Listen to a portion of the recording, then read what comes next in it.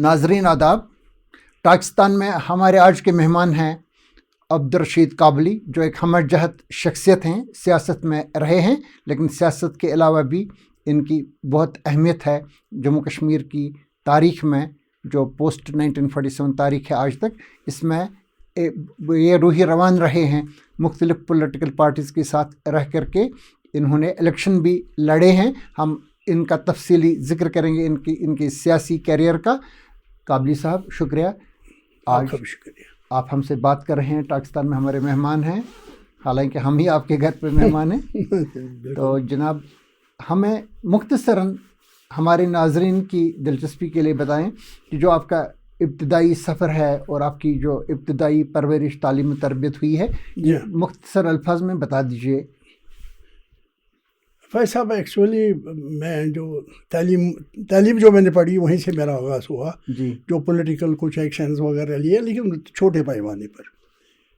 پہلے میں mission school میں پڑھتا تھا، سیم اسکول میں. یہ بہت پہلے کی بات ہے. تو اس کے بعد میں وہاں سے میٹرک کیا تھا میں نے، C M S high school سے. جی ہاں، جو لال چوک میں واقع ہے. اس کے بعد میں ٹنڈل بسکو اسکول، بالکل بسکو اسکول. جی. تو اس کے بعد میں 10 سال پڑھنے کے بعد وہاں ایس پی کالج گیا، پھر امر سنگھ کالج گیا. جی. تو اس کے بعد میں نے گریجویشن کی. گریجویشن کرنے کے بعد میں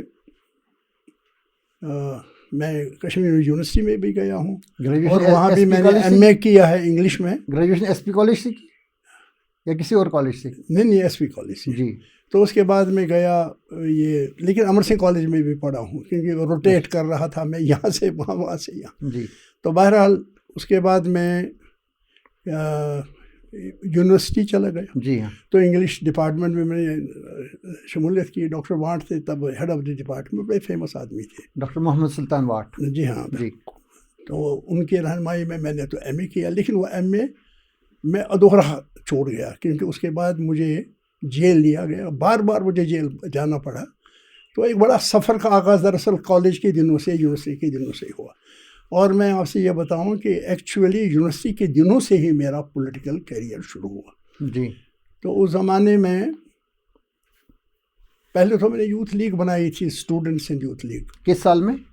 یہ سمجھ لیجیے جب اس زمانے میں بالکل یہاں موئی مبارک کا جو 1963 بالکل اسی زمانے میں. اور اس موومنٹ میں میری شرکت بھی رہی کافی. جی. یہ جو موومنٹ چلی موئی مبارک کی بات آئیں گے جی ہاں، جب اس کی بازی یافت کے لیے میری بہت میں سرگرم ہو گیا اس میں. جی. بلکہ اس زمانے میں یہ آپ سے بتاؤں، یہ وقتی طور پر میں نے ایک ملازمت کا سلسلہ بھی شروع کیا تھا. جی. کچھ حالات بھی ٹھیک نہیں تھے. تنظیم تو بنائی، لیکن خود میری حالت بہت خراب تھی. جی. تو اس کے بعد مشورہ دیا گیا کہ مجھے کچھ دن کے لیے کہیں سروس کرنی چاہیے.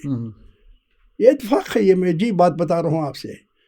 تو میں وہاں چلا گیا، یہاں پر ڈاکخانہ میں جو ہیڈ پوسٹ آفس ہے. جی ہاں. وہاں میں نے کچھ وقت کے لیے ملازمت کی، بلکہ 2-4 دن میں ہی وہ انقلاب آ گیا. جی. کہ موئی مبارک کی گمشدگی کا واقعہ پیش آیا. جی.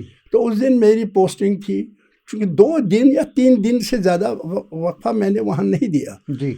یہ آنا اور جانے کے برابر تھا. وہاں میں جو پہنچا ہندوارہ میں، تو میں ایز آفیشیل وہاں چلا گیا ڈاکخانے کا. تو دفتن پتہ چلا کہ موئی مبارک گمشدگی کا واقعہ ہوا ہے. جی. تو اس کے بعد میرا اپنا جذبہ، میرا جوش، میں نے کہا چونکہ حضور صلی اللہ علیہ وسلم کی ناموس اور ان کے وقار کو پیش نظر کر میں نے کہا نہیں، اس میں تو جان بھی جائے تو اب تو رکنا نہیں چاہیے. حالانکہ اس سے پہلے پارٹی ہماری نہیں بنی تھی، لیکن ایک سلسلہ بنا تھا. اس پارٹی کا نام کیا رکھا آپ نے؟ وہ اسٹوڈنٹس اینڈ یوتھ لیگ. اور بڑا پاورفل ایک، لیکن وہ بنا بعد میں طاقتور تھا.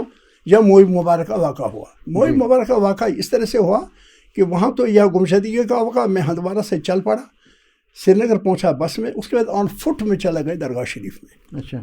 And there I stood and made a public speech, اور بہت جوش جذبے کے ساتھ میں نے کہا یہ تو زیادتی ہوئی ہے ہمارے ساتھ, دس از ہماری ٹالرنس اس کے لیے نہیں ہے, ہم سب کچھ برداشت کریں گے, پروفٹ کی شان میں گستاخی نہیں برداشت کریں, جس آدمی نے بھی کیا ہے یہ راز کھول دینا چاہیے گورنمنٹ آف انڈیا کو, because after all the government of India was a responsible, ذمہ داری لا اینڈ آرڈر تو ان کا ہی کام تھا یہ دیکھنا, اور وہ بھی باقاعدہ وہاں کچھ پولیس کا بھی کچھ عملہ تھا جو اس کی حفاظت کرتا تھا.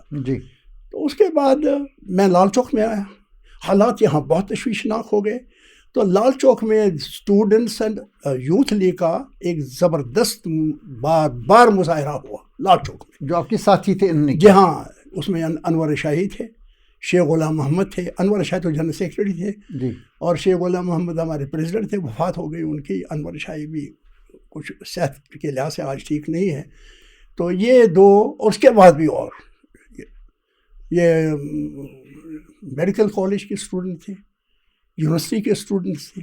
میڈیکل کالج نیا نیا بنا تھا. جی ہاں, میڈیکل وہی ایک پہلا وہ سلسلہ شروع ہوا تھا یہاں. جی, تو اس کے بعد یونیورسٹی اور ایگریکلچرل کالج تھا سوپور میں, تو یہ ان کے لڑکے بھی آ گئے. تو اس طرح سے لال چوک پر ہمارا قبضہ ہو گیا. تو ہم نے وہاں کسی کو جانے ہی نہیں دیا. ہم نے کہا نہیں, ہماری بات سنو اور یہ بات کرنی ہے آپ یقین نہیں کریں گے 4-5 لاکھ کا جلوس نکلا لال چوک سے, اور وہ دستگیر صاحب کے وہاں خانیار شریف تک جاتا تھا. انٹیریئر سٹی میں جاتے تھے ہم لوگ, اور اس میں ہزاروں کی تعداد میں لوگ, کہ دیر واز نو لیڈرشپ. شیخ عبداللہ باقی جو ان کے پارٹی کے لوگ تھے تو وہ تو جیل میں تھے, لیکن تذبذب کا معاملہ تھا. کیا کس نے, کیا یہ پولیٹیکل کچھ گیمبٹ ہے, کیا ہے یہ, آخر کون اس کو چورا گیا. لیکن عام طور سے یہ تصور اس زمانے میں دیا گیا انہی دنوں میں کہ بخشی غلام محمد نے یہ چورایا ہے. جی, تو اسی لیے اس کے خلاف زیادہ ہی کچھ جذبہ لوگوں میں آیا, تو جس میں عبدالرشید بخشی کا کانگڑیاں اس پر پھینکی گئی, because people where not under control. گاڑی بھی جلائی گئی. یہ وہاں پر جو کیا نام ہے, شیخ باغ کے قریب. اس کے بعد یہ سلسلہ اسی زمانے میں یہاں پر ملک آ گیا, ڈائریکٹر آئی بی. یہ مجھے ملا گردائے قدل کے پاس, یعنی جہاں پر آج کل جموں کشمیر بینک کا ہیڈ کوارٹر ہے. جی, تو انہوں نے مجھے دیکھا کہ یہ young man is leading a big, lakhs of people are moving behind ہم. تو انہوں نے کہا ذرا اس کو بلاؤ, میں بات ان سے کر رہی ہوں. وہ قریب آئے تو انہوں نے مجھے بڑی عزت افزائی کی, تو کہا کہ چلیے ٹھیک ہے آپ کر رہے ہیں, کیا ہے ہوا ہے, کس نے چوری کی. میں نے کہا میں کہہ نہیں سکتا ہوں. کہتے لوگ کہتے ہیں بخشی نے, میں کہہ نہیں سکتا ہوں, بٹ یہ تو گورنمنٹ, مجھے نہیں معلوم تھا یہ ڈائریکٹر ہیں اور پنڈت جواہر لال نہرو ان کو بھیجا ہوا ہے. ہی was a very important person. تو لہٰذا یہ ایک تاریخ کا ایک بڑا زبردست ایک پنہ تھا. بہت عجیب بات تھی کہ ڈائریکٹر کو نہرو نے یہاں بھیجا تھا دیکھنے کے لیے, دیکھو کیا ہو رہا ہے یہاں. تو میں نے کہا کہ نہیں, اس پر ہم خاموش. اب نا آپ کیا, میں نے اسٹوڈنٹ لیڈر ہیں. ملاقات کہاں, سڑک پہ ہوئی؟ سڑک پر ہی ہوئی. کہاں پہ؟ یہ وہ کہیے جہاں گولف کورس ہے. جی, گولف کورس کے باہر. جی بالکل, وہاں ان کے ساتھ میری بات چیت ہوئی, تقریباً آدھا گھنٹہ رہا. تو انہوں نے کہا میں نے آپ کو دیکھا ہے, میں آپ کو واچ کر رہا ہوں کہ لال چوک میں آپ ہی جلوس نکال رہے ہیں, اور اس کے بعد سٹی انٹیریئر میں وہ جلوس لے رہے ہیں. تو کیا آپ کے خیال میں کس نے یہ چوری کی؟ میں نے کہا یہ نہیں, یہ تو گورنمنٹ آف انڈیا کا کام ہے, یہ تو ان کا فرض ہے, وہ دیکھ لیں, تلاش کریں کہ ہو ہیز ڈن اٹ. جس کا اس میں ویسٹڈ انٹرسٹ ہوگا اس نے کیا ہوگا. بٹ یہ ہمارے لیے بہت بڑا چیلنج ہے. وی ول ناٹ, چاہے ان کو گولیاں بھی کھانی پڑی اس میں. اور یہ بہت کم لوگوں کو معلوم ہے کہ اسی دوران میں 2 نوجوان مارے گئے لال چوک. 3 آدمی مارے گئے. ایک تو شمس الدین تھے, کیا نام, وہ ہمارے پروفیسر, ان کا لڑکا تھا, اور 2 اور نوجوان تھے. تو جن کا میں نے جلوس نکالا مزار شہداء تک, جس میں لاکھوں لوگوں نے شمولیت کی. یہ سارا جلوس اور سارا یہ ہنگامہ یہ پولیٹیکل پارٹیز کے باہر تھا. پولیٹیکل پارٹیز میں کوئی شمولیت نہیں, کوئی سیاسی قیادت نہیں تھی, کوئی قیادت نہیں تھی. اور میں سمجھ لیجیے کہ ہم لوگ ہی اس میں آگے آ گئے تھے. تو اس طریقے سے وہ سلسلہ شروع ہوا ہماری پالیٹکس کا. اس کے بعد ہم چلے گئے, اور بٹو صاحب وہاں تقریر کر رہے تھے یونائٹڈ نیشنز میں. تو انہوں نے بڑے سخت گیر الفاظ میں کچھ ہندوستان کو بھی چیلنج کیا. تو ہم چلے گئے وہاں یونائٹڈ نیشنز کے آفس پر, وہاں میمورنڈم ہم نے پیش کیا. ہم نے کہا یہ واقعہ ہوا ہے, مبارک کی گمشدگی کا واقعہ ہے, کشمیری بیٹھیں گے نہیں اس پر, ساری باقی باتیں برداشت کر سکتے ہیں بٹ ناٹ دس تھنگ. تو آپ کو چاہیے کہ یہ کہنا, اور ہم اس معاملے میں اپنے جذبات رکھتے ہیں, یہ ان کو پہنچا دیے. تو ان کا وہ جو تھا ڈائریکٹر اس زمانے میں شاید آسٹریلیا کا تھا, وہ خود آیا باہر, تو اس نے ہمیں ریسیو کیا, بڑی عزت افزائی کی, وہ میمورنڈم اس نے لیے اندر, ہم سے بھی بات کی. تو اس کے بعد یہ سلسلہ وہاں سے شروع ہوا ہے, جو میں آپ کو کہتا ہوں یوتھ موومنٹ نے کیپچر کیا تھا یہ سارے موومنٹ. پہلی بار تھا کہ United nations military observer group کے دفتر میں کوئی وفد گیا تھا, اس سے پہلے کبھی نہیں گیا تھا. میمورنڈم لے کر کے پہلی بار یہ میمورنڈم ہوا, بلکہ ہم تو بہت جذبات میں تھے. تو اس زمانے میں ہم نے کہا کہ نہیں, تو اس کا ہی اثر پڑا تھا پاکستان پر, یہ میں کہنا چاہتا ہوں. تو ان کی اپنی ایک پالیٹکس تھی. بھٹو صاحب نے جو تقریر وہاں کی, تو کچھ باتیں وہاں جو انہوں نے دہرائی, اس کا تعلق اسی جلسے سے تھا, اور انہیں جو موومنٹ یہاں چل رہی تھی اس کے بارے میں تھا. تو اس لیے وہ ایک ینگ فارن منسٹر, تو اس وقت وہ پریزیڈنٹ نہیں بنا تھا, لیکن یہ اس زمانے کی بات ہوئی. اس طریقے سے پالیٹکس کا سفر شروع ہوا.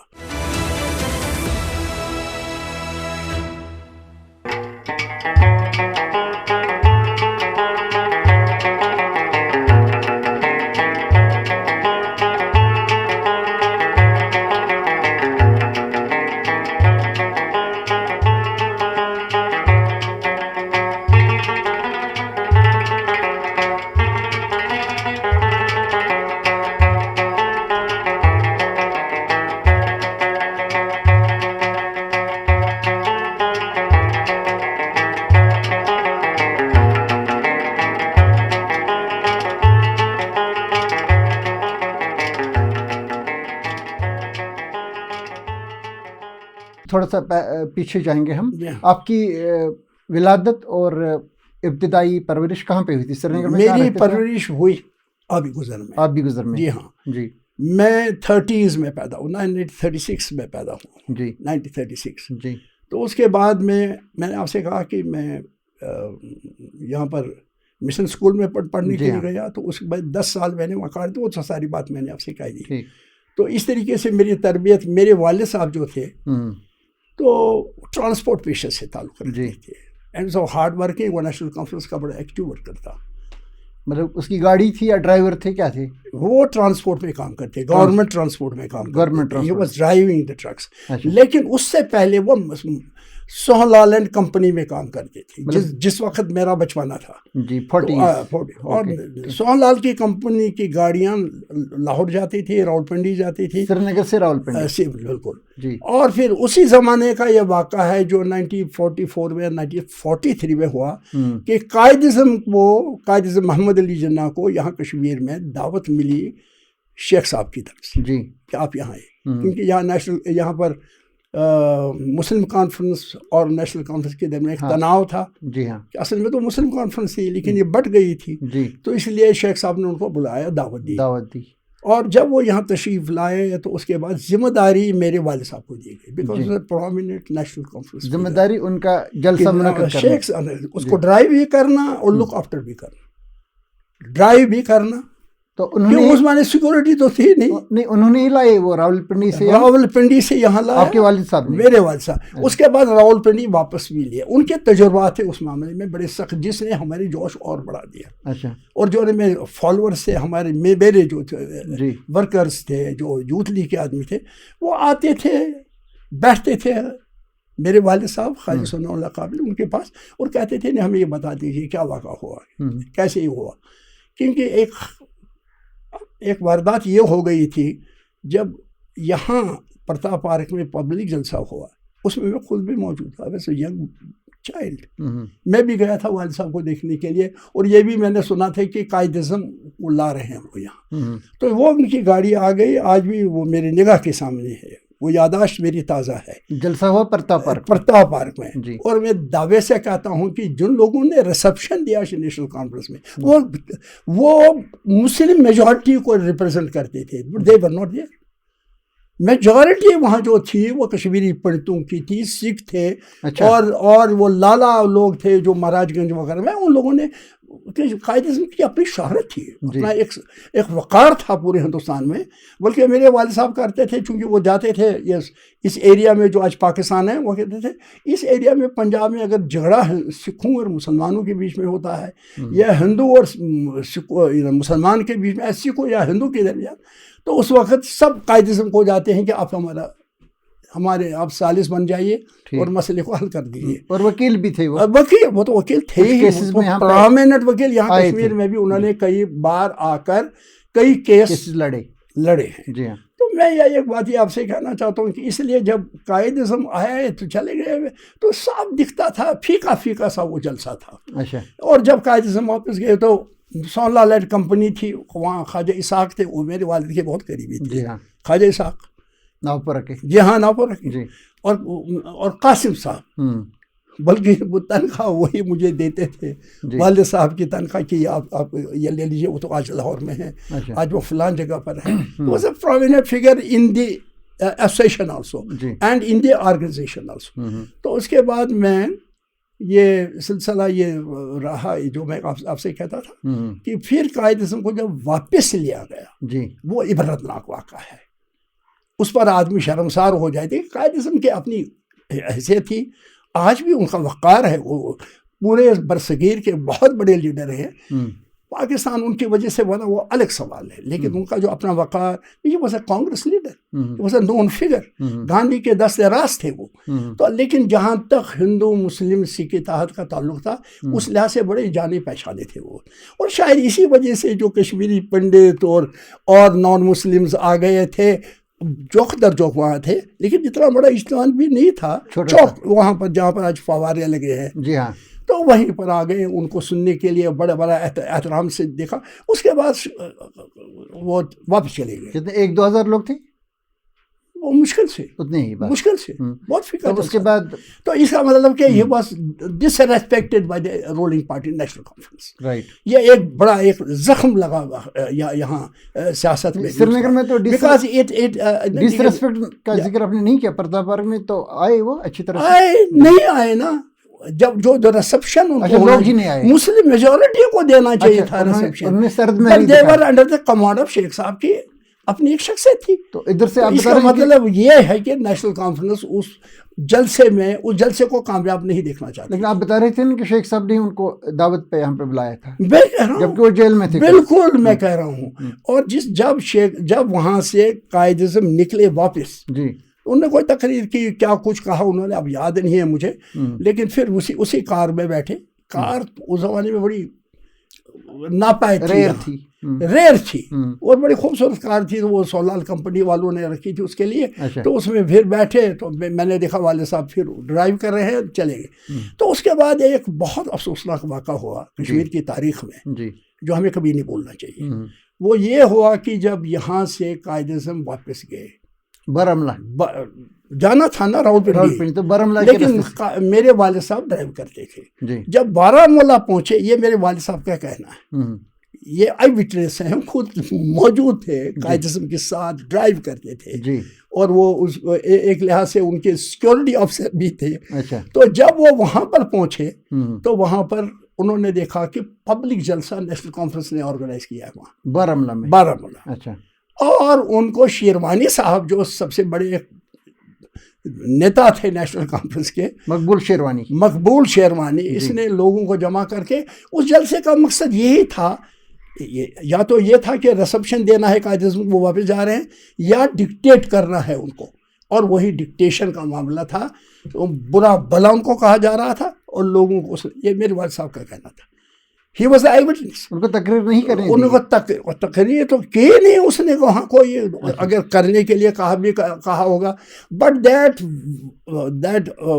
Those people were violent. انہوں نے پتھر پتھر پھینکے اس پر. اچھا ہیوملیٹ کیا ہیوملیٹ کیا. اچھا اور اتنی بری حالت ہو گئی بارہمولہ میں کہ میرے والد کہتے تھے کہ بڑی مشکل سے ان کی جان بچا سکا. پتھر بڑے بڑے پتھر اٹھا کر پھینکے جا رہے تھے کار. اس کی قیادت کرتے مقبول شیروانی جس کی پیدائش میں بعد میں اس کو یہ ٹریجڈی مارا گیا 1947 میں. ٹھیک جو بعد میں قبائلیوں نے ان کو مار دیا تھا. لیکن یہ اس وقت ہوا. جی بلکہ ان کا یہ بھی کہنا تھا کہ جب میں آگے جا رہا ہوں میں نے قائد اعظم کو بچایا, وہ ہراساں نہیں ہوئے. جی انہوں نے کہا آہستہ سے سلو کوئی بات نہیں.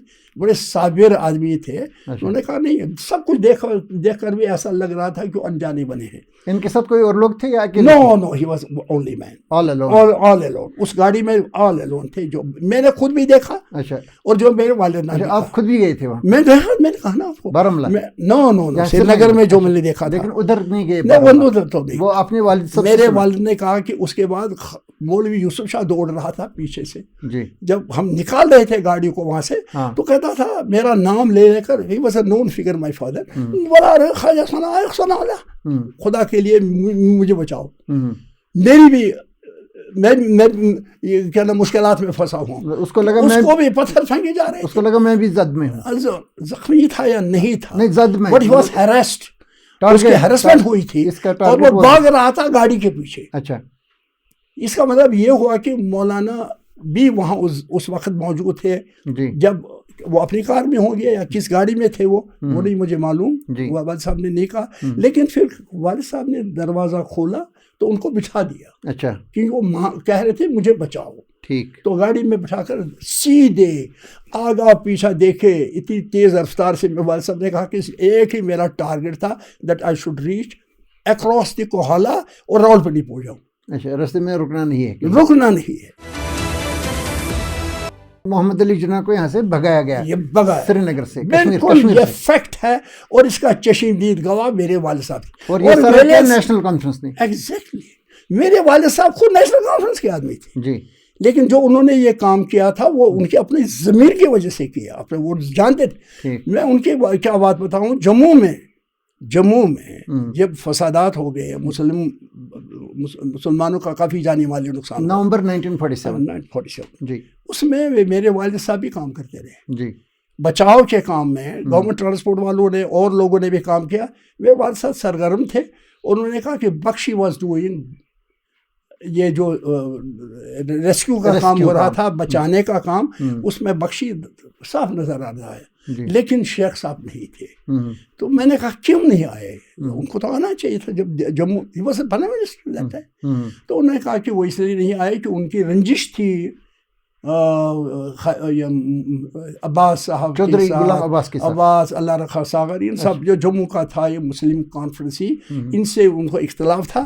اس لیے اس نے جموں کے مسلمانوں کا بھی ساتھ نہیں دیا. اچھا. وہ اسی نظر سے دیکھتے تھے, یہ میرے خلاف ہیں, مسلم کانفرنس ہی ہے. تو اس طریقے سے یہ پہلا ہے, ایک باب ہے کشمیر کی تاریخ. تو یہ آپ کا قطع کلام, آپ بتا رہے ہیں کہ بخشی غلام محمد اس وقت نومبر 47 میں جموں چلے گئے تھے. نو, ڈپٹی چیف منسٹر تھے. اس کا مطلب وہ چلے گئے تھے وہاں. جو والد صاحب نے کہا آئی واز ناٹ وٹنس, لیکن وہ جو والد صاحب نے کہا کہ وہ جموں میں موجود تھے اور جموں میں وہ مسلم جو یہ سفررز تھے, وکٹمز, ان کو بچانے کا اس نے کام کیا. میں نے پوچھا شیخ صاحب کیوں نہیں تھے, اس کی وجہ انہوں نے بتا دی جو میں نے آپ سے just now I have told you. اس کا ریزن کیا تھا, differences of National Conference with Muslim Conference, لیکن ٹارگیٹ بنا بیچارہ جموں کا مسلمان. جی. تو یہ بات ہوئی. قابلی صاحب, اس میں آپ نے 1947 کا ذکر کیا, اور یہ ایک پرآشوب دور جس میں قبائلیوں نے ایک حملہ کیا کشمیر پہ, اور جس کے نتیجے میں یہاں کا جو مہاراجہ طاہر سنگھ وہ یہاں سے بھاگ گئے, نکل گئے, اور جس کے نتیجے میں الحاق ہو گیا ہندوستان کے ساتھ, جو مہاراجہ نے کیا 26 اکتوبر. اس میں بھی مجھے کچھ مولانا مسعودی نے, دراصل بات یہ ہے کہ میں ایسے نہیں چلا ہوں, میں کوئی کتاب پڑھی تو اس پر میں چلا. میں بڑا انکوزیٹو رہا ہوں پالیٹکس میں. میں ایسے ہی کسی بات پر اعتبار نہیں کرنے والے میں سے پولیٹیکل ورکر نہیں رہا ہوں. میں نے سرچ کی, جہاں بھی مجھے کوئی اچھا آدمی ملا, جاننے والا ملا, پولیٹیکل لیڈر ملا, جو اس پرآشوب دور سے حالات اور واقعات سے واقف تھا. تو میں نے اس کو کانٹیکٹ کیا اس زمانے میں when I was leading the youth league here.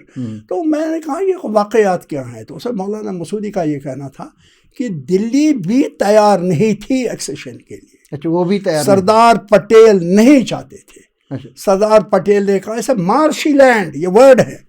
اچھا اسے مارشی لینڈ. آج مولانا زندہ نہیں ہے. یہ خواجہ محی الدین کرا نے بھی کہا. انہوں نے کہا نہیں. آپ کو بتایا؟ مجھے بتایا جی. میں تو بتا سردار پٹیل نہیں چاہتے تھے. نہیں, وہ انہوں نے کہا کہ میں آپ سے بتاؤں, وہ گئے جواہر لال نہرو کے پاس. اچھا شیخ صاحب اکیلے گئے ان کے پاس.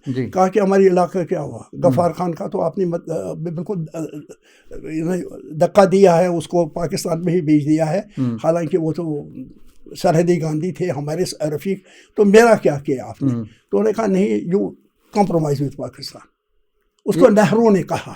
اچھا یہ میں نے سنا, یہ جو مولانا نے مجھے کہا یا جو محی الدین کرا نے کہا کہ نہیں آپ ان سے بات کریے. جی میں نے کہا یہ کیا تو شیخ صاحب نے کہا وہ بہت بوکھلا گئے. یہ کیا مصیبت میں آپ نے ہمیں ڈال دی تھی قربانیاں دینے کے بعد نیشنلسٹ پالیٹکس میں, اس کے بعد آپ ہمیں ذکر رہے ہیں پاکستان. یہ آپ بتا رہے ہیں کہ یہ 15 اگست 1947 پہلے کی بات اور 22 اکتوبر 1947 کے بیچ میں. It's a very important era. جی امپورٹنٹ ایرا. اور یہ جو بات میں بتا رہا ہوں یہ واقعات پر, یہ ایسے نہیں ہے. وہ لوگ آج زندہ نہیں جنہوں نے مجھے بتا دیا. میں آپ چونکہ آپ نے مہاراجہ کی بات کری, ایکسیشن وغیرہ, یہ بات میں بتانا چاہتا ہوں یہ واقعات کیا ہوئے اس زمانے میں. تو پھر مجھے بتایا گیا, مولانا تو اس میں بالکل پروی تھے, ہی نیو اٹ. تو انہوں نے کہا کہ ہم شیخ صاحب کو جب نہرو نے انکار کر دیا, انہوں نے کہا یہ بڑا پرابلم ہے, تو Patel is very important decision in کے ہاتھ میں ہے.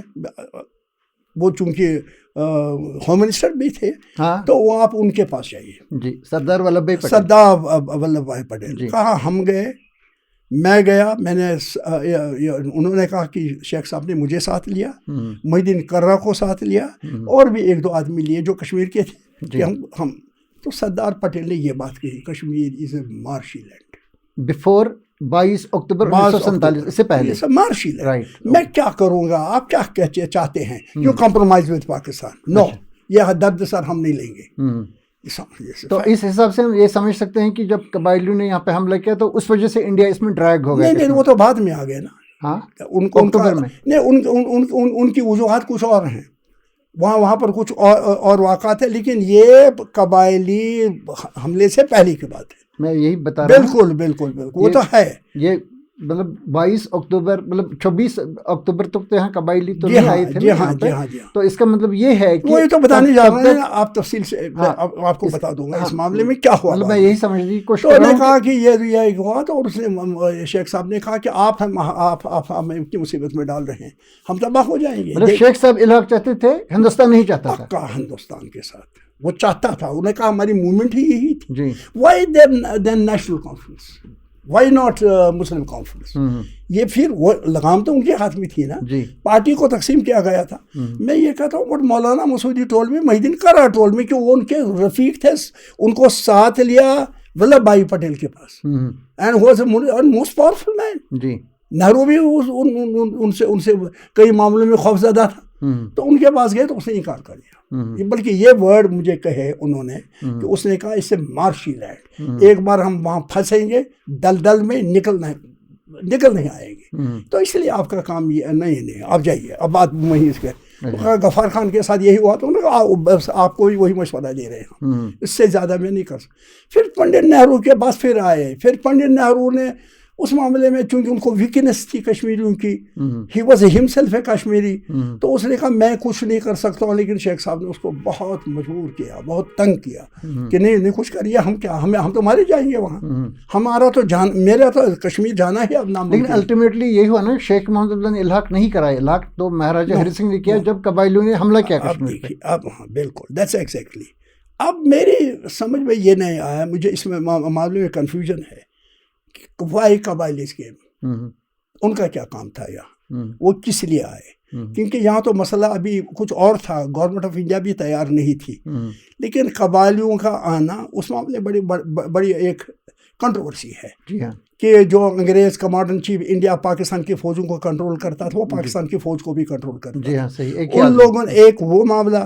دوسرا قیوم خان جو چیف منسٹر تھے صوبہ سرحد کے, جی صوبہ سرحد کے, جی تو وہ بھی چونکہ کشمیری مطلب کہ بلڈ کے تھے, وہ کہ بس کشمیری, سردار قیوم خان, سردار قیوم خان. یہ قیوم خان نہیں جو آزاد کشمیر کے جو چیف منسٹر تھا پہلے, جو چیف منسٹر تھا صوبہ سرحد کا. اچھا ٹھیک. تو اس کی یہ انہوں نے کچھ کیا جو قائد اعظم کو بھی بے خبر رکھا گیا. دس از مائی انفارمیشن جو مجھے بتایا گیا. جو ان پولیٹیشین جو اب ایک بھی ان میں سے زندہ نہیں ہے, انہوں نے مجھے یہ بات بتائی کہ اس وقت قائد اعظم واز ناٹ اس معاملے میں قبائلیوں کے ساتھ نہیں تھا. اچھا, اس کی مرضی نہیں تھی کہ قبائلی آئے, اچھا, ان کی ضرورت ہی نہیں تھا. Why should they come, what for they have to go there. کیونکہ ابھی تک تو یہ سچویشن دلی کی تھی, وہ مان نہیں رہے تھے. تو پھر جو وہاں معاملہ ہوا, دو تین چیزیں ہو گئی وہاں. ایک تو یہ ہوا کہ مہاراجا ہری سنگھ تو بالکل سمجھ نہیں رہے تھے but he was for independence. آخر دم تک وہ انڈیپینڈنس ہے. میں اس کے بارے میں صادق صاحب کا ایک ذکر کروں گا. صادق صاحب نے مجھے خود کہا, یہ جب میں جیلوں میں کافی دیر بعد میں بلایا, دعوت کی, منظارے کی, میں نے کبھی تمہیں گرفتار نہیں چاہا, میں خوش ہوتا ہوں آپ جیسے لوگوں کو دیکھ کر, اور خاص طور سے آپ کی جو قربانیاں ہیں, اور میرے ہاتھوں سے آپ جیل ہو گئے. Persuasion by Sheikh Abdullah and bag and others, یہ کہتے تھے فتنہ, یہ فساد ہے یہاں, یہ تباہی کرے گا تمہاری بھی ہمارے بھی, بند کرو اس کو, مارو گولی اس کو. تو اس میں ملزم ہوں. میں نے پھر ان کی بات مانی. یہ صادق صاحب کا قول تھا. اب تو مجھے وفات ہو گئی, لیکن حق میں قائل رہا ہوں آپ سے. تو میں یہ واقعات جو کچھ بڑے الجھاؤ والے واقعات کہ کیا ہوا یہاں پر, اور اس زمان یہ جو میں آپ سے بتا رہا ہوں کہ وہاں جو قبائلیوں کا معاملہ تھا, یہ کنٹروورشل رہا. قائد اعظم کہتے ہیں کہ نہیں تھا اس پیپر میں, وہ نہیں چاہتے تھے. تو ابھی تک آپ کی بات میں رکنا چاہوں گا یہاں پہ. تو اس کا مطلب یہ ہے کہ اگر ان کی بات صحیح ہے, مولانا مسعودی اور غلام محی الدین کرا صاحب کی, جو آپ سے ان کی بات ہوئی ہے, اگر وہ بات صحیح ہے, کیونکہ ابھی ہمارے پاس کوئی ایسا ایویڈنس نہیں ہے کہ صحیح بات, لیکن یہ تو باتیں ہیں جو میں جانتا تھا, انہوں نے مجھے کہا لکھ کر تو وہ نہیں دے سکتے. اگر وہ بات صحیح ہے, اس کے حساب سے India particularly home minister Sardar Vallabh بھائی پٹیل وہ کشمیر کا الحاق چاہتے ہی نہیں تھے ہندوستان کے ساتھ. شیخ محمد عبداللہ چاہتے تھے جموں کشمیر کا الحاق ہندوستان کے ساتھ, اور مہاراجا ہری سنگھ چاہتے تھے ایک خود مختار ریاست. ایسا تھا. پٹیل صاحب کا کیا اس معاملے میں اپنی اوپینین تھی, وہ وہی جانتے تھے. جی, بٹ ہی واز ایڈمنٹ. یہ بات تو کلیئر تھی جو اس نے کہا, اسے مارشی لینڈ ہم وہاں نہیں جائیں گے. اب مارشی لینڈ کیا یہ قبائلیوں کی وجہ سے انہوں نے کہا یا کس بات سے کہا, لیکن بعد میں تو مہاراجا ہری سنگھ بیچ میں پس گئے. میں آپ کو ایک بات بتانے جا رہا تھا صادق صاحب کی. صادق صاحب نے کہا کہ نیشنل کانفرنس نے ایک اجلاس بنایا. ہم نے تب تک کہا تھا ڈاؤن ود ہری سنگھ, ہم کہتے تھے ڈوگرا راج ختم کرو, مرد آباد کرتے. ویسے تو میرا اپنا عقیدہ ہے ڈوگرا راج کو یہ کہنا کہ ڈوگرا راج ہے, یہ کہنا یہ غلط تھا. کیونکہ they belong to the state. وہ ہمارے اسٹیٹ کے لوگ تھے, چاہے وہ بادشاہ بنے راجا بنے, کیا کیا انہوں نے اس معاملے میں اختلافات ہو سکتے ہیں. مطلب یہ تھا کہ ڈوگراز گورننس, میں آپ سے بات کروں, ایمانداری کی بات کر رہا ہوں. ڈوگراز have given great sacrifice for this unity Jammu and Kashmir, جو آج جس یونیفیکیشن, اور اس کے لیے زوراور سنگھ نے قربانی دی وہاں جا کر نارتھ کشمیر میں بارڈر پر جا کر. اور مہاراجا ہری سنگھ اور باقی لوگوں کے بارے میں نے ایک کتاب ہی ہے میرے پاس, آپ کو میں پڑھنے کے لیے بھی دوں گا کبھی جب بھی چاہے, کہ ایون ہی واز, وہ انگریزوں کے رحم کرم پر نہیں رہنا چاہتا تھا. اس کی اپنی ایسپائریشنز تھی, because he was himself a state subject, he was not out cider. یہ تو بات ماننی پڑے گی نا. شیخ اللہ نے اس معاملے میں بہت کنفیوژن یہاں پیدا کر دیا. ہسٹوریکل فیکٹس یہ ہیں, گلگت, لداخ اور بہت سارے علاقے یہ جموں کے مہاراجا کی وجہ سے ہو گئے. اور جموں کشمیر کا جو ریاست کا بنا, ایون اسٹیٹ سبجیکٹ جو بنا, اگر اس پر بھی غور کیا جائے تو یہ چیز ہے, اس سے contribution from Maharaja Hari Singh. I don't defend Maharaja Hari Singh, اگر اس کی کوئی بات غلط تھی تو ہم, لیکن یہ بھی مجھے معلوم ہے کہ مہاراجا نے گڈ ریلیشنس جو مجھے بتائے گئے ود قائد اعظم. وہ ان کے گیسٹ بن کر یہاں رہتے تھے. اچھا. یہ پہلی بار ایسا ہوا کہ شیخ صاحب نے ان کو بلایا, ان کے لیے انتظام کیا, لیکن بعد میں وہی ہوا جو میں نے. تو اس سے پہلے جب بھی آتے تھے مہاراجہ کے گیسٹ ہوا کرتے. He was respected and مہاراج. اور میں قائد اعظم کے بارے میں یہ بھی کہوں گا کہ قائد اعظم نے یہ بھی کہا تھا کہ اگر راجے اگر یہ اعلان کرتے ہیں کہ وہ انڈیپینڈنٹ رہیں گے, مجھے کوئی اعتراض نہیں. اچھا. نہیں, I have documentary evidence even from Pakistani writers. تو مہاراجہ ہری سنگھ اور محمد علی جناح کا تعلق اس لحاظ سے وہاں بالکل. اگر مہاراجہ ہری سنگھ اس وقت انڈیپینڈنٹ کشمیر کا اعلان کر رہا تھا, وہی تو بات میں بتانے جا رہا ہوں. صادق صاحب نے مجھے کہا کہ دیکھیے کہ جب 1947 کے دن آ گئے اور مہاراجہ کے لیے پرابلم ہو گیا, اب کیا کرے گا وہ, کہاں ایکسیشن کرے. کرنا تو ایکسیشن وہ انڈیپینڈنٹ کے لیے تھا. ہی اسٹوڈ فار انڈیپینڈنس. یہ مان کر آگے چلنا چاہیے. لیکن شیخ عبداللہ نہیں چاہتا تھا وہ انڈیپینڈنٹ دے رہے. He didn't want. وہ چاہتا تھا this should be part of India. وہ کہتے ہیں نا more loyal than king. جہاں خود ہندوستان کی گورنمنٹ, جہاں سردار پٹیل وہ بھی نہیں اس مخمے سے بھی نہیں پڑھنا چاہتے تھے. اور ہم دیکھتے ہیں کہ وہ کتنا دور اندیش آدمی تھا. Great man. آج ہم دیکھتے ہیں کہ ہندوستان اور پاکستان کے جو پرابلمس ہوئے یہاں because of the Jammu and Kashmir.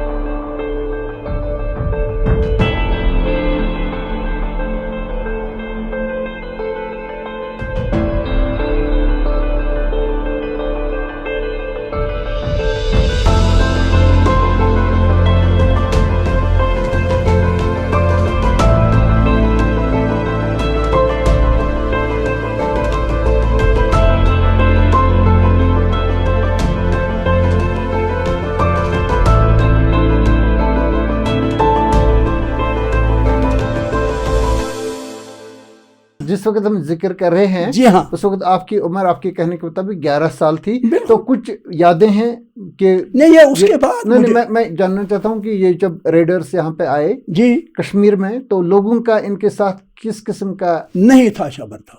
اچھا نہیں تھا. نو, کیونکہ وہ ڈسگریس ہو گئے نا یہاں. شیخ عبداللہ تو ان کو دشمن سمجھتا تھا, وہ اینیمی ایلیمنٹ سمجھتا تھا. بلکہ میں نے یہ پہلے بھی کہا ہے کئی جگہوں پر کہ انہوں نے پوسٹر لگوا دیے تھے ہر جگہ پر یہاں کشمیر میں جی, اور ہر جگہ پر, لال چوک میں بھی تھے, میں نے خود دیکھے ہیں اس عمر میں بھی. کس ٹائپ کے پوسٹر؟ یہ 1947-48 کے بعد کیا پوسٹرز میں پوسٹر میں لکھا تھا یہ پاکستانی جاسوس ہے, اس کو کچل دو. اچھا, بالکل ایگزیکٹلی نیشنل کانفرنس کے پوسٹر, نیشنل کانفرنس کے پوسٹر تھے. اچھا, دیکھیے ایک مصیبت یہ ہو گئی ہے. میں آپ سے بتانا چاہتا ہوں, you are a veteran journalist, ایک بات بتاؤں گا, ایمانداری سے بات کرنی چاہیے, بلا خوف تردید بات کرنی چاہیے. جی, جو میرے احساسات ہیں, جو میرے جذبات ہیں, I want India Pakistan should reconcile. میں نے اٹل بہاری واجپئی سے یہی بات کہی, میں نے راجو سے بھی یہ بات کہی, پارلیمنٹ میں تھا, میں نے بہت اپنا مشن چلایا. ہم آئیں گے آپ کے آئیڈیالوجی پہ بعد میں. لیکن میں ایک بات بتانا چاہتا ہوں کہ 1947 کی بات ایک ضروری ایک بات رہ گئی جی, کہ صادق صاحب نے مجھے کہا جس دن ہم نے فیصلہ کیا, وہ فیصلہ شیخ عبداللہ کا تھا, ہمارا نہیں تھا, کا بخشی کا میرا نہیں تھا. اسٹلوارڈ جتنے بھی تھے نیشنل کانفرنس میں, وہ ہم نے کہا مہاراجوں کو ٹائم دے دو. یہ ایک وہ زمانہ ہے, ایک ایسا دور آ چکا ہے انڈیا پاکستان کے بیچ میں, وائر کشمیر رول کو, تو مہاراجہ پر چھوڑ دو. کیونکہ ہمیں معلوم تھا مہاراجہ بڑا دور اندیش آدمی ہے. تو مہاراجہ کیا کرتا ہے؟ قبائلی یہاں پہ آگے سے نکل گئے, ان کا سارا خاندان بھی چلا گیا یہاں سے, خاندان چلے گئے, لیکن مہاراجوں کو پاور تھے نا بعد میں, تو وہ مہاراجوں سے وہ پاور بھی چھین لیے گئے. وہ الگ بات ہے, جو ان کے لیے جو پینشن تھا وہ بھی ختم ہو گیا, وہ دوسری بات ہے. لیکن اس زمانے میں تھا کہ جو قائد اعظم اور گاندھی کا جو دور تھا, جو ابتدا میں جو بات چلی, اس میں تو یہ فیصلہ ہوا تھا کہ مہاراجہ بھی فیصلہ جو کریں گے, انڈیپینڈنٹ رہنا چاہتے انڈیپینڈنٹ. حیدرآباد والے نے کیوں پھر فیصلہ کیا میں پاکستان جاؤں گا, وہ غلطی تھی اس کی, اس کا تو ایریا نہیں اس میں پاکستان میں آتا تھا. اسی طریقے سے دوسری وہ اسٹیٹ ہے وہ بھی چلی گئی, لیکن اسٹیٹس کو بھی اختیارات دیے گئے تھے اور مہاراجہ اسی کے انتظار میں تھا. And Maharaja wanted to be independent, ये सीधी बात, राइट, इसमें कोई गलत फहमी नहीं होनी चाहिए। मैं यही बात जानना चाहता हूँ कि जब इल्हाक हुआ 26 अक्टूबर को, ये तब हुआ जब कबायली यहाँ पे आ गए, तो उनको कौन सा टाइम देते शेख मोहम्मद अब्दुल्ला महाराजा को, जो आप बता रहे थे सादिक साहब अनवीर का? बात आप बताए ना, असल फसाद कहाँ हुआ, वही बताने जा रहा हूँ आपसे। सादिक साहब ने कहा कि हमने नेशनल काउंसिल की वर्किंग कमेटी बुलाई, जनरल काउंसिल की मीटिंग बुलाई मुजाहिद मुजिम में, हमने सब ने मुत्तफ़िक़ा फैसला किया, और बख्शी था, मैं था। This is directly spoken by Sadiq to me, I am the witness before man and God. मैं कह रहा हूँ आपसे कि उसने मुझे कहा कि हमने कहा, और उसमें बख्शी भी था, हमने कहा let us leave this matter to Maharaja now, हम नेशनल काउंसिल वाले उसको छोड़ेंगे। जनरल काउंसिल का भी ये फैसला था, वर्किंग कमेटी का। कहा शाम को मैं बैठा हूँ अपने घर पर, ये मतलब 22 और 26 के बीच डेट्स नहीं मतलब जिस वक्त कबायली आए इसी के दौरान, ठीक, ये आप ये समझ। उन्होंने कहा कि उसके बाद जब शाम को मैंने देखा, मुझे किसी ने बताया कि डालस मंजर से चाकवर छोटी छोटी नाव, उन पर चरागां हो रहा है, नारे लग रहे हैं, हरी सिंगुन बोल खुदायन गोल, महाराजा डोगरा राज मुर्दाबाद वगैरह। मैंने कहा ये कैसे? हमने तो कहा था महाराजे के खिलाफ, हमने ये कौन लोग हैं? तो कहा शेख साहब वर्किंग कमेटी के बाद लाल चौक फिर वापस गया, दो he had honored first the decision of the party कि हम नहीं रहेंगे, इस कंफ्यूजन में नहीं आएंगे, हम किसी का तारफ नहीं देंगे, महाराजा पर छोड़ दो ये। लेकिन उन्होंने कहा कि जब शाम को मैंने ये सुना कि ये, मैंने कहा ये फिर किसने किया? उन्होंने कहा शेख साहब गए केएमडी के अड्डे में, वहाँ तकरीर की, ना ईश्वर महाराष्ट्र उनके विश डिफीट कर, वी डोंट लाइक इट, ये डोगरा राज यहाँ रहेगा, खत्म कर दिया, कंफ्यूजन पैदा कर दिया। और नतीजे जो है कि लोगों ने, and you know he was very popular, very popular। तो वो सारे नेशनल कॉन्फ्रेंस का वो प्लान या जो कुछ भी वहाँ उसमें फैसला हुआ था कि हम महाराजा पर छोड़ देंगे, सादिक ने कहा, मैं बिफोर मैन एंड गॉड ये आपसे बता रहा हूँ, कोई गलत बात नहीं कह रहा हूँ मैं आपसे, ये उन्होंने मुझे कहा कि गो साने अथम से दापत सो रहे। तो 1947 में जिस वक्त कबायलियों ने हमला किया, तो आप ये बता रहे थे कि शेख मोहम्मद अब्दुल्ला ने एक अवामी तहरीक मुनज़्ज़म कर ली उनके खिलाफ, और हिंदुस्तान की फौज के साथ पार्टी ने पहले उनको साथ नहीं दिया, वो तो बिल्कुल वाज़ेह है ना आपको कि उसने पार्टी से लिया पहले मशवरा, पार्टी ने ये सब ने कहा ठीक है हम महाराजा पर ही छोड़ देंगे, क्योंकि रजवाड़ा शाही जो भी हैं, नवाब हैं, ये अब वो फैसला करने जा रहे हैं, और इसलिए हम उन पर छोड़ देते हैं। देखिए महाराजा करता, और महाराजा की जो इंक्लिंग थी, व्हाट ही वांटेड, ये तो सबको मालूम था, वो अपनी गद्दी पे बचाना चाहता था, अपना शासन भी बचाना चाहता था, तो उसके अपने इंटरेस्ट में, but it was in the interest of people also here, वो भी तो यही चाहते थे उस जमाने में। दिस वाज द बेटर कि ना उधर जाएंगे ना इधर जाएंगे, फसाद की जड़ क्यों बनेंगे हम। तो इसलिए नेशनल कॉन्फ्रेंस ने भी इस पर एग्री किया था। दिस व्हाट सादिक साहब, इसको सीरियस लीजिए आप, जो मैं आपसे कह रहा हूँ, ये बहुत बड़ी बात है। लेकिन शेख साहब ने उसको भी टारपीड़ो कर दिया, नहीं माना, और शाम को उसने वहाँ केएमडी में आकर फिर जलसा कर दिया।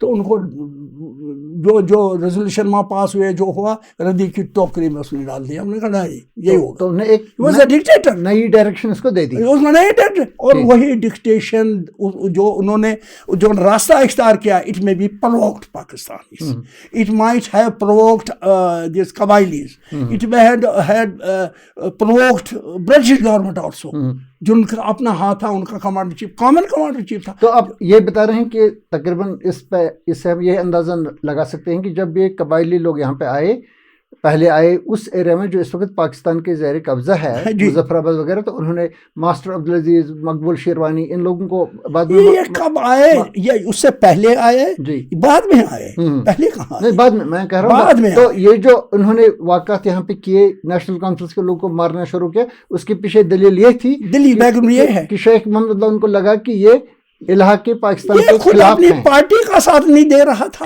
या अगर सादिक साहब ने मुझे कहा, आप मुझे खुदा के लिए कहिए, सादिक साहब से बढ़कर कोई था सेकंड इन कमांड? कोई इन सारी पार्टी में या तो बख्शी था या सादिक था, और सादिक ने मुझे खुद कहा कि बख्शी भी इसी लाइन पर था, हम दोनों एक थे। लेकिन शेख साहब ने सबटॉज कर दिया सारा, और हमारी सारी हालत बिगाड़ दी। अब हम बिल्कुल बेहाल मददगार हो गए। तो लेकिन बट ये गेम हमारे हाथ से चली गई।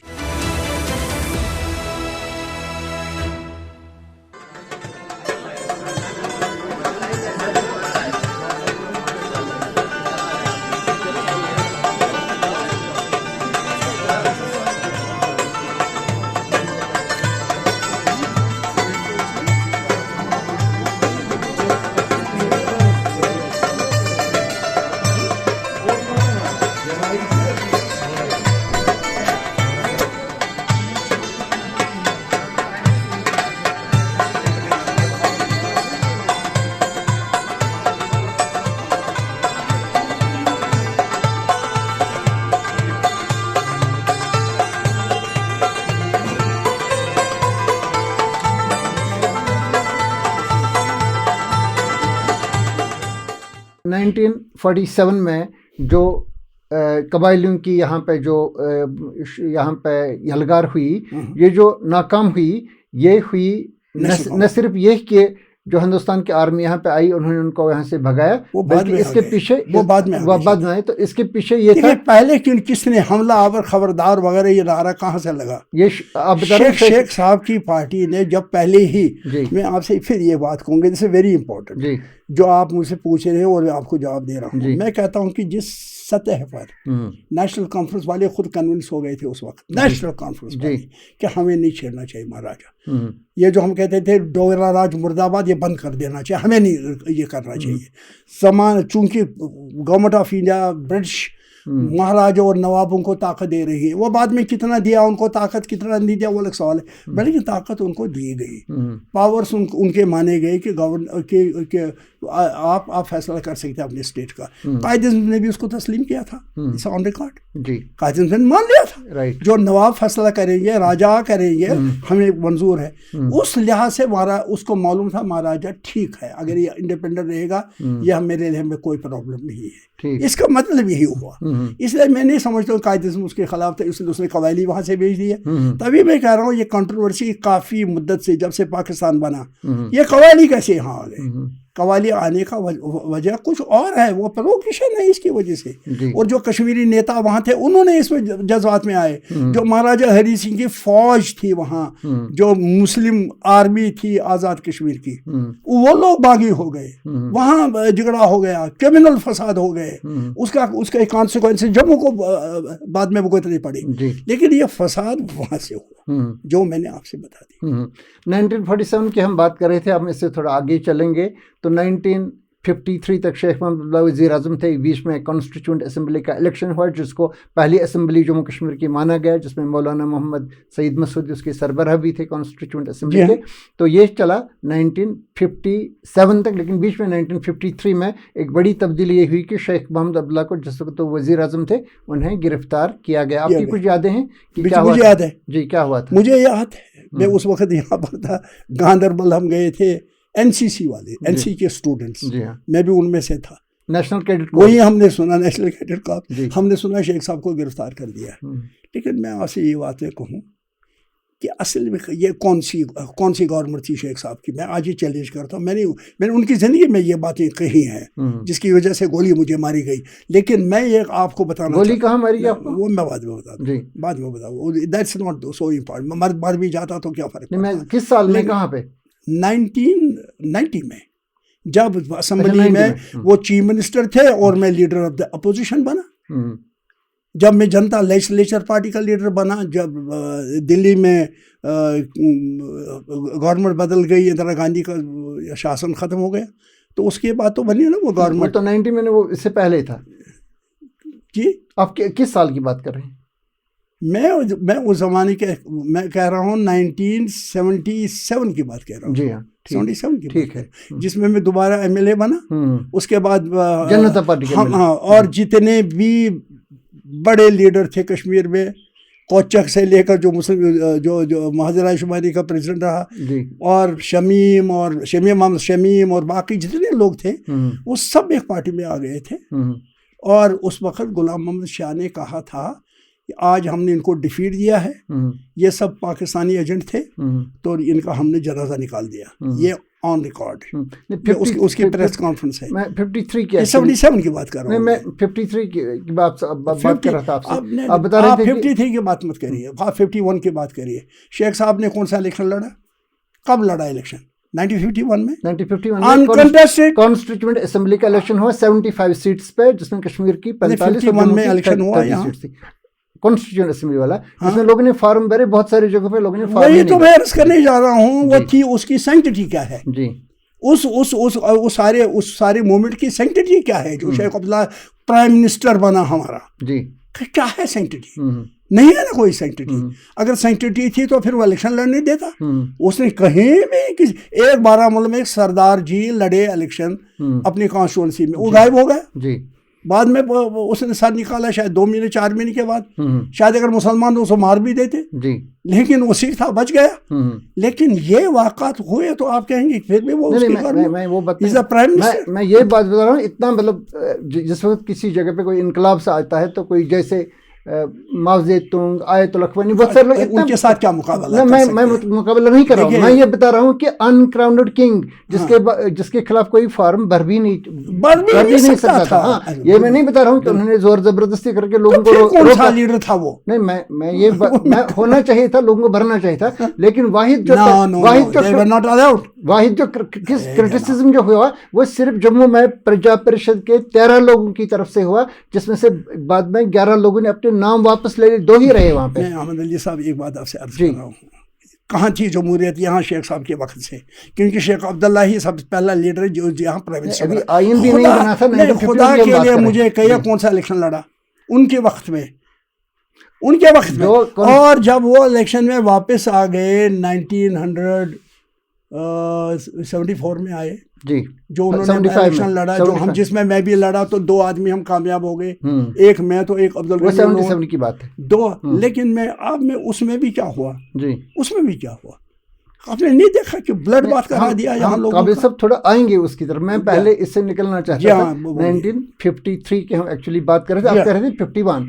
میں نے آپ کو بتا دیا کہ یہ مسلمہ ہے, یہ نہ اس کو پاکستان نے چیلنج کیا نہ ہندوستان نے چیلنج کیا ہے, اور جو اس وقت بھی ہم دفعہ 370 کی بات کر رہے ہیں اس کی بنیاد ہی وہی کانسٹیٹیوئنٹ اسمبلی ہے. یہی بحث چلی سپریم کورٹ آف انڈیا میں کہ 370 یہ کانسٹیٹیوئنٹ اسمبلی کے پاس اختیار ہے, جس پہ بھی ساری بحث چل رہی تھی کشمیریوں کی شناختی کی وٹ ایور, اس پہ چیلنج ہی نہیں ہوا ہے. ہاں, یہ بات ہے کہ لوگوں کو بھرنا چاہیے تھا فارم, ان کو الیکشن لڑنے دینا چاہیے تھا, لیکن آپ بتا رہے ہیں کہ لڑنے نہیں دیا. لڑتا تھا تو کوئی اور تھا, کوئی لیڈر شیخ محمد اللہ کے مقابلے میں اس وقت جو یہاں پہ ریپرزنٹیشن کرتا تھا لوگوں کی, جو تو اینی وے ہم آپ کو یہ ماننا پڑے گا جو ہماری یوتھ لیگ بنی بھی اسی مرض کی دوا تھی وہ. جی, ہم نے بعد میں کہا کہ وہ مرو مارو, لیکن اس معاملے میں پھر الفتح بھی ہماری ہی بنی تھی. لیکن میں یہ آپ مجھے کہنے کے لیے مجبور کر رہے ہیں, تو ہم نے کہا کہ اب تو اس میں بچنے کی کوئی صورت ہی نہیں ہے, یہ آدمی تو زندہ رہنے ہی نہیں دے گا کسی کو. اینڈ دس مین جو آپ کے سامنے بیٹھا ہوا ہے, میں اسمبلی کا ممبر بھی تھا, میں لیڈر اپوزیشن تھا, اور وہ بھی ایک آدمی, اور وہ بھی جنتا پارٹی سے, اور لون دوسرا آدمی. لیکن آپ کو معلوم ہونا چاہیے کہ مجھے بھی ٹالریٹ نہیں کیا گیا.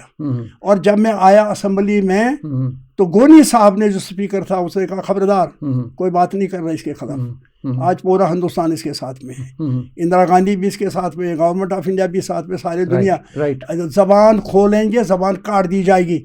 اس لیے میرا مشورہ آپ کو, مت کچھ کہیے اس کو, جو آپ کی عادت ہے تیز کلامی کی, مت کریے. میں نے کہا 5 منٹ دیں گے تو نہیں دیں گے آپ؟ انہوں نے کہا نہیں, میں نہیں دوں گا, کیونکہ لیجسلیچر پارٹی جو کانگریس کی ہے وہ بھی ان کے سپورٹ پر ہے. آپ he is a leader of the Congress legislature party also. تو آپ کون ہوتے ہیں اس کو چیلنج کرنے والے؟ گورنمنٹ آف انڈیا نے اس کو پاور دیا ہے. اب جو بھی سامنے آئے گا تو خود اپنا شکار بنے گا. You please don't speak. میں نے کہا میں جان بھی جائے, آن ریکارڈ ہے, میری جان بھی جائے گی, but I will take my time, چاہے 10 منٹ دیں گے آپ 5. اور میں نے وہ تقریر کی جس میں نے شیخ صاحب کا کچا چٹھا 77 میں. یس, اوکے.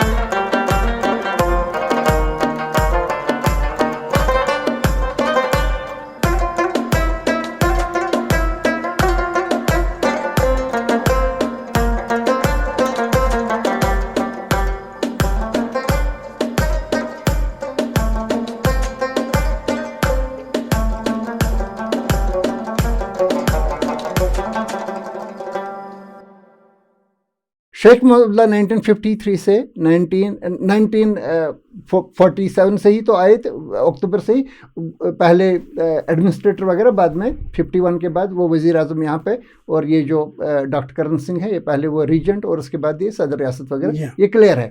اس کے بعد 1951 का जो अब हमने बताया जो कॉन्स्टिट्यूएंट असेंबली का इलेक्शन जो डिस्प्यूटेड इस तरह से नहीं होना चाहिए था लेकिन हुआ।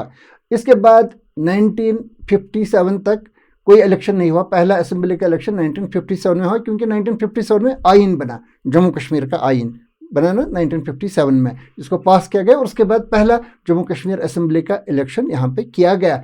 इस बीच में शेख मोहम्मद अब्दुल्ला को गिरफ्तार किया गया 1953 में, राइट। उसके बाद जो भागदौड़ आई, मतलब ये सारा जो ज़माम इक़्तिदार था ये रहा बख्शी गुलाम मोहम्मद के हाथ में और उसके बाद आहिस्ता आहिस्ता सादिक साहब के हाथ में, जिनका आप जिक्र कर रहे थे कि जिनके अंदरूनी तौर पे शेख मोहम्मद अब्दुल्ला के साथ इख्तिलाफ थे उनके आइडियालॉजी के मुताबिक, जिसमें इख्तिलाफ भी थे, लाया भी उन्होंने वापस उनको लाया भी उन्होंने, राइट। तो 1957, 1962, 1967 और 1972 जिसमें आप पहला इलेक्शन लड़े, ये सारे के सारे इलेक्शन कम्प्लीटली फ्रॉड, जिसमें लोगों को फार्म भी नहीं भरने देते थे, बिल्कुल रिजेक्ट कर लेते थे, लोगों को डराते धमकाते थे, ये सारा था। इसलिए हमने तो अपना हिस्सा लिया जी। मैंने इस मामले में पहले से ये वाज़ा कर दिया है कई लोगों के सामने भी, कई एजेंसीज के सामने भी कि साहब हमने मुश्किल से अपनी सीटें मंगवा दी जी। जो पहली बार जो कासिम साहब ने ये दिया, ये जमहूरियत हमको दी जी, सादिक साहब ने भी नहीं इतना दे, वो भी सॉफ्ट कॉर्नर वाला आदमी थे, इसमें कोई शक नहीं, लेकिन कासिम साहब ने उसमें एक तजुर्बा किया। 10 आदमियों को हमें कहा गया, ये जो किसी जमहूरियत में नहीं हुआ ना, कभी आज तक नहीं ऐसा हुआ कि 10 आदमी 1972 के असेंबली इलेक्शन, 72 के इलेक्शन बात कर रहा हूँ, राइट, कि आप 10 आदमी दे 77 की बात कर रहा हूँ। नहीं, ये 72 की बात है, ये 72 की बात है जिसमें कासिम साहब चीफ मिनिस्टर थे, सादिक साहब का इंतकाल हुआ था दिसंबर 1971 उसके बाद जो नया इलेक्शन हुआ ना, जी, 72 की बात है जी, हाँ, तो उसमें हमारे 8-10 आदमी, जिसमें जमात इस्लामी के 5 आ गए, 2 आदमी हम इंडिपेंडेंट आ गए,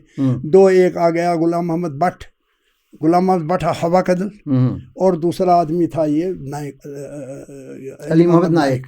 ये तो मांग कर ये सीटें उसने हमारे लिए लाई दिल्ली से कि भाई हमें इन 4-5 आदमियों को मांग कर मीन्स कि ये जब तक वो नहीं देते, जमहूरियत ही नहीं, कौन सी जमहूरियत थी यहाँ, राइट, सीधी बात, आपकी सही बात है, आपका साथ दे रहा हूँ, आपकी हिमायत कर रहा हूँ, मैं आपसे कोई इख्तिलाफ नहीं कर रहा, सही बात, मैं कह रहा हूँ जो आप कह रहे हैं वो सही है कि जमहूरियत का तमाशा ये था।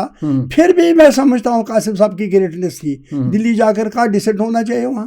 भाई कुछ लोगों की बयान अरमान, कुछ जज्बात हैं, अगर उनको नहीं जज्बात आप इजहार करने देंगे तो वो टक्कर लेंगे, वो बंदूक उठाएंगे, और कौन सा रास्ता है जो अल-फतह ने बाद में किया। एक सेकंड, यहाँ मैं आपकी बात काट रहा हूँ, ये आप बता रहे हैं कि ये जो दिल्ली के कंसेंट के साथ हुआ कि ये जो जमात इस्लामी के लोगों को 5 सीट्स दी गई, उनको नहीं दी गई, उनको नहीं डायरेक्ट दी। इट वाज मौलाना मसूदी, मोहिद्दीन कारा एंड माई सेल्फ। अच्छा, आप 3 लोगों को, बिल्कुल। तो व्हाट अबाउट वो मुझे नहीं, गवर्नमेंट ऑफ इंडिया ने नहीं दिया, मुझे तो कासिम साहब ने, उन्होंने दिया, लेकिन कासिम साहब ने दिल्ली वालों को तैयार किया कि कुछ लोगों को जो इख्तिलाफ, मैं कहता हूँ it's a greatness of Indira Gandhi and Qasim, जिसने हमें, और कासिम साहब जिन्होंने अपने में से हमें 10 सीटें दिलवा दी, जिस पर जमात इस्लामी वालों ने 11वीं एक सीट मांगी। अजान का एडिटर था, तो उसने कहा कि मैं वहाँ लाल चौक से लड़ूंगा। उसने कहा ये तो बेगम साहिबा हैं, ये हमशेरा हैं, ज़ैनब बेगम हमशेरा भी हैं, और सादिक साहब की वफात भी हुई है, खुदा के लिए रहम करो, मत लड़ो तुम नहीं। बाद में उसने कर्फ्यू करवा दिया यहाँ, तो मतलब सब पकड़े गए, मुश्किल से हम फिर वापस आ गए। समझौता हुआ था जमात इस्लामी और कांग्रेस के बीच में, जमात इस्लामी नहीं, फिर जमात इस्लामी के लोग कैसे आ गए? जमात को हमने दी सीटें, हमने आप तो सरकार में नहीं थे। नहीं। जो मौलाना मसूदी ने जो प्लान दिया था और मोहिद्दीन कर्रा साहब के साथ जो बात हो गई थी, क्या नाम इनका, ये क्या, कासिम साहब की, उसमें वो बात वहाँ दिल्ली में चली।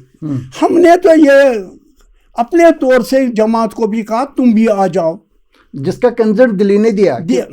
उन्होंने कहा जो आप 10 आदमी उठा रहे हैं इलेक्शन में, 10 सीटें थी टोटल, 10 में 11वीं तो वो आ रहा था अजान का एडिटर। तो इसमें जमात इस्लामी और आपके लोग ये सारे 10 थे।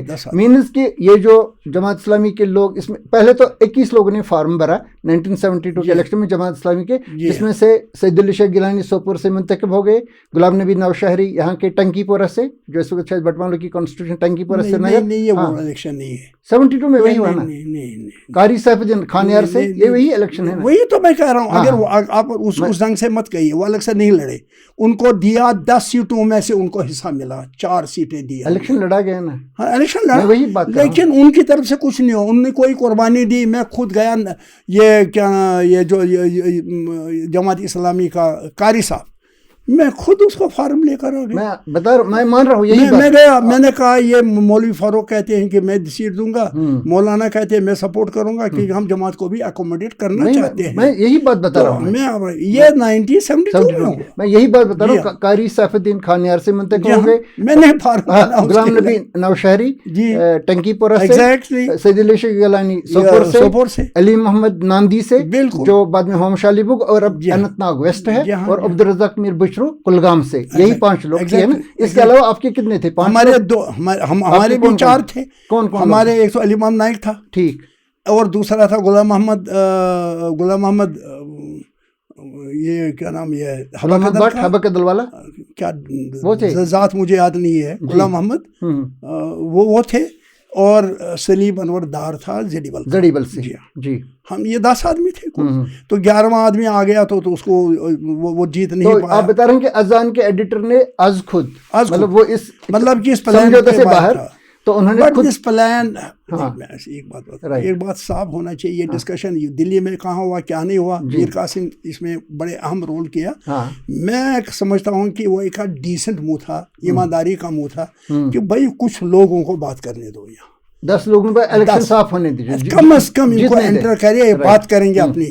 और मेरे ख्याल में जो हमने बाद में जो एक नई रिवायत पैदा हो गई, यहाँ रिवायत कायम हो गई, उसमें इसी ग्रुप का रोल था। उसमें तो हमने कहा था कि जमात इस्लामी वाली इंडिपेंडेंट एक ग्रुप बनेगा, लेकिन उन्होंने जमात के टिकट पे लड़ा, उन्होंने माना नहीं इब्तिदा से। हम उनके साथ झगड़ते तो कोई फायदा नहीं था, वो आप ये नहीं करेंगे। मेरी सीट पर भी उन्होंने अपना जमात इस्लामी का कैंडिडेट खड़ा कर दिया, सफाकत वाली सीट। अच्छा, वहाँ भी खड़ा।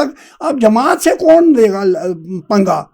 आप जानते हैं उनके अपने स्टाइल था काम करने का, from very beginning to end of it, जिसमें हमारा कश्मीर का तबाही का नुकसान हुआ है बहुत सारा। मुझे मत कहने दिए, मैं बहुत कुछ जानता हूँ, I know inside the story क्या हुआ ये हमारे यहाँ। तो वही इनसाइड स्टोरी बतानी है ना, वो इनसाइड में बता रहा हूँ। जमात इस्लामी का अगर देखा जाए, अब मैंने खुल कर क्या बात बताऊंगा, आप समझदार हैं।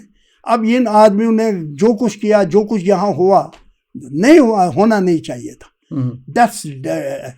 डिस्ट्रक्शन हुई काफी, अच्छे लोग मारे गए, कैपेबल आदमी जो हमारा क्रीम था सोसाइटी का वो मारा गया। किसने मारा? कौन है लोग हैं वो जिन्होंने उनको मारा? मुझे भी मारने की कोशिश हुई कई बार इस मकान के अंदर भी। क्या अब ये सारी बात बताने से कुछ फायदा नहीं होगा, लेकिन हम कहते हैं कि हमारी ये मौलाना मसूदी की ग्रेटनेस थी, ये कासिम साहब की ग्रेटनेस थी, ये इंदिरा गांधी की ग्रेटनेस, उन्होंने उनको भी अकोमोडेट किया, जबकि उनको अकोमोडेट करने का सवाल ही ग्रेटनेस थी। मैं इस पे गनीमत, हाँ, इसलिए मैं कहता हूँ ना होने से तो बेटर है समथिंग। आपके हिसाब से ठीक है, लेकिन मैं ये सोच रहा हूँ कि अगर 72 में से या 75 में से 10 सीट्स पे फ्री एंड फेयर इलेक्शन करके आपको जताया जा रहा है, और वो भी कंसेंट के तहत, बाकी जगहों पे नहीं, मैं फिर भी समझता हूँ ये फ्रॉड इलेक्शन है। वो तो है फ्रॉड, कौन कहेगा? मुफ्ती मोहम्मद सईद उस जमाने में कामयाब हो गए जी, अनकंटेस्टेड, वो नहीं जीत रहा था। नेशनल वो कांग्रेस के 20-25 आदमी अनकंटेस्टेड हो गए, तो उसमें कासिम साहब ने उनकी लिस्ट बना दी, तो अनकंटेस्टेड। लेकिन जो हम लोग हैं, हम जो जफाकशी से लड़े, जुर्रत आजमाई की हमने, और हम इस नतीजे पर पहुंचे, हमने लाया सीट, इसलिए हम अपना वजन भी रखते थे, और जो बात करने का जो ढंग होता था वो भी सीरियसली हम चैलेंज करते थे गवर्नमेंट को। मैं कासिम साहब का कोई लिहाज नहीं करता था, मैं गवर्नमेंट ऑफ इंडिया का लिहाज नहीं करता था। मेरी अपनी एस्पिरेशंस थी, वो पूरी हो गई, लोगों ने मुझे उसी नाम से वोट दिया था, उसी कॉन्टेक्स्ट में मुझे सपोर्ट किया था।